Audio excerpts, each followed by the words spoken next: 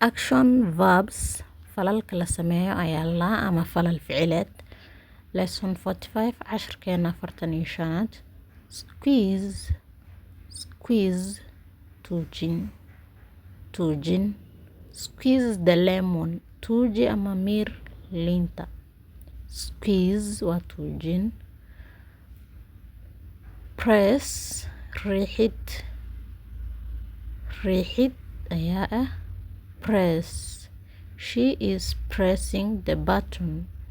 Waxay riixaysaa batoonka ama badhanka. Press riixid. Majuujin ama maroojitaanka dharka ayaa la dhahaa ring ayaa loo aqriyaa Englishka. W-da hore laguma dhawaaqo. Ring ayaa dhihi. She is ringing the clothes. Marada ayay majuujinaysaa.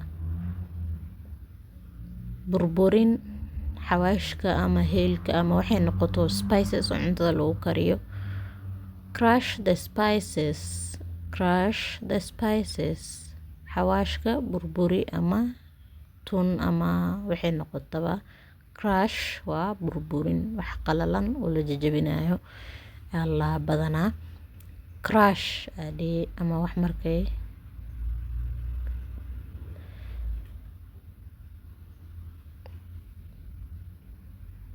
broken jabsan. Broken wax jabsan. Broken bottle dhalo jaban ama jabsan. Broken bottle.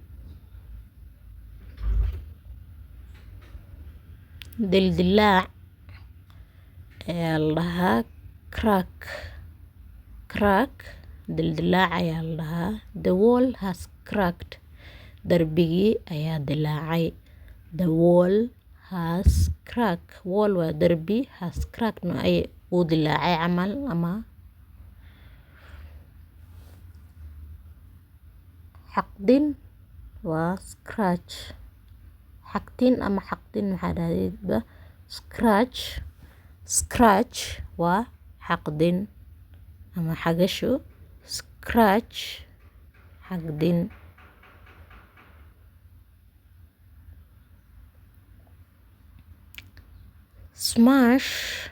Smash waa burburin ama jajabis wax dhulka ku daadatid markay galaas tahay camal ay shanqarta ka yarto laqda ka yareyso ama bashta dhulku siinaysid ayaa lahaa smash.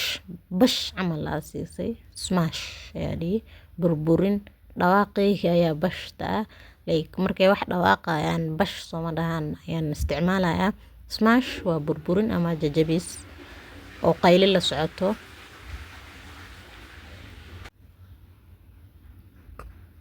Crumple waa wax markaas intaas ku tuujisid oo isku bajuuqisid ayaa la bajuuqis maahed mase jajabin waxay noqotaba waa fahmaysaa. Sawirka meesha ayuu la saaran yahay. Hadda wax meel inta ku qortidna ku qoro crumpled